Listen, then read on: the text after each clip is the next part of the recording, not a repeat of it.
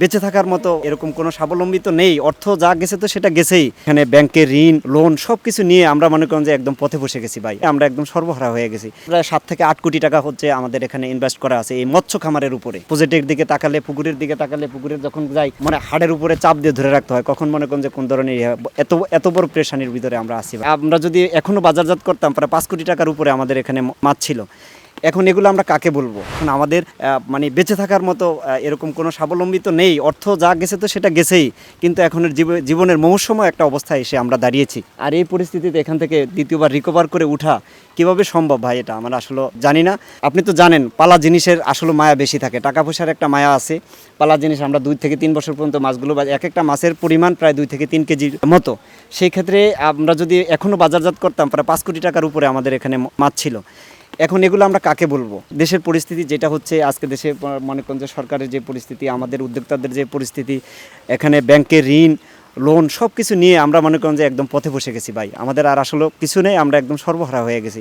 আমি আমার পরিচালকের ফোন করে পর্যন্ত প্রজেক্টগুলোর কথা বলি না, যে উনি এই চাপ নিতে পারবো না, হয়তো বা ওনার অন্য কোনো সাইড এফেক্ট হতে পারে, সেজন্য আমি নিজে এখানে মনে করেন যে আরও ভাই ব্রাদার আসছিল, আমরা 15-16 জন, এই যা রাত দিন 10-12 দিন পর্যন্ত সব কিছু একাকার করে আমরা পানি থেকে উঠতে পারতাম। আপনি দেখেন পরিস্থিতি কি, আমরা খাইতেও পারি না আজকে কয়েকদিন পর্যন্ত, রান্না করে যে খাবো সেই পরিস্থিতিটা পর্যন্ত আমাদের কোথাও নাই। নৌকার উপরে করে আমরা সিলিন্ডার উঠিয়ে কোনো রকমভাবে শুকনা খাবার খেয়ে আজকে আমরা 10 দিন পর্যন্ত বেঁচে আছি। প্রজেক্টের দিকে তাকালে, পুকুরের দিকে তাকালে, পুকুরের যখন যাই মানে হাড়ের উপরে চাপ দিয়ে ধরে রাখতে হয়, কখন মনে করেন যে কোন ধরনের এত বড় প্রেশানির ভিতরে আমরা আছি ভাই। কত কোটি টাকা আসলে লস হলো মনে করছেন? কত কোটি টাকা আমাদের খাতা কলমে যেটা মনে করেন যে আমরা ইনভেস্ট করছি, এখানে লভ্যাংশ আপনি বাদ দেন, আমার যে চালান আছে তার চালানে প্রায় 7 থেকে 8 কোটি টাকা হচ্ছে আমাদের এখানে ইনভেস্ট করা আছে এই মৎস্য খামারের উপরে।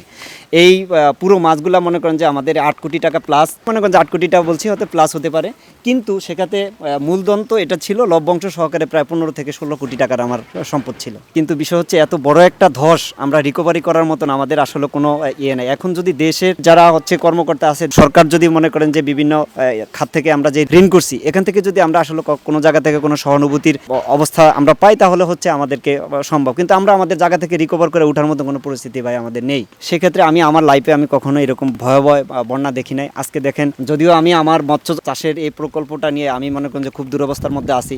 আমি যখন গ্রামে হাঁটি, গ্রামের মানুষগুলার কান্না, ছোট ছোট বাচ্চাদের শিশুদের কান্নায় মনে করেন যে আমার হৃদয়টা ব্যাকুল হয়ে পড়ে। হ্যাঁ, এটা কোন ধরনের ইয়ে হলো? এরকম ভয়াবহ বন্যা অনেকে যা মুরব্বীদের কাছে জিজ্ঞেস করলাম, যে তারা বললো যে এখানের ইতিহাস পুরনো, তাদের আভিজাত্য এই নোয়াখালী অঞ্চলটা, কিন্তু তারা এ যাবৎকালে এত বড় ভয়াবহ বন্যা তারা দেখতে পায়নি। তারা সবাইকে বলছে যে বাবা, আমরা কখনোই দেখি না এত বড় বন্যা। কিন্তু সেটা হচ্ছে, আমি তো এখন প্র্যাকটিক্যাল দেখছি আসলে এটা কিভাবে মানুষ মোকাবেলা করবে, বা কিভাবে মনে করেন যে দেশে এসে সরকার তাদের পাশে দাঁড়াবে, এটা আমি জানি না। তবে তারা কতটুকু উদ্যোগ নিছে এই ব্যাপারে তাও আমি জানি না, কিন্তু নেওয়া উচিত।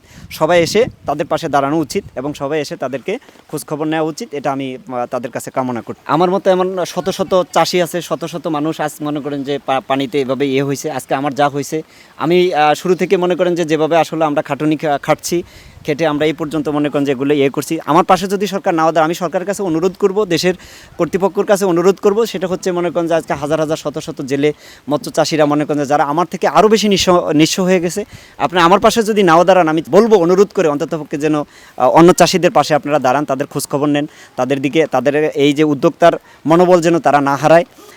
যদি হারিয়ে পেলে তাহলে এই দেশের অনেকগুলো মানুষ আপনার বেকার হয়ে যাবে, বা হচ্ছে মানুষ এই যে উদ্যোক্তা থেকে তাদের ইয়ে হারিয়ে ফেলবে। সেক্ষেত্রে আমি অনুরোধ করছি সরকারকে, অন্ততপক্ষে সবার কাছে আপনারা যা দাঁড়ান, দাঁড়িয়ে হবে সবার খোঁজখবর নেন এবং সবার বিষয়গুলো আপনারা দেখেন।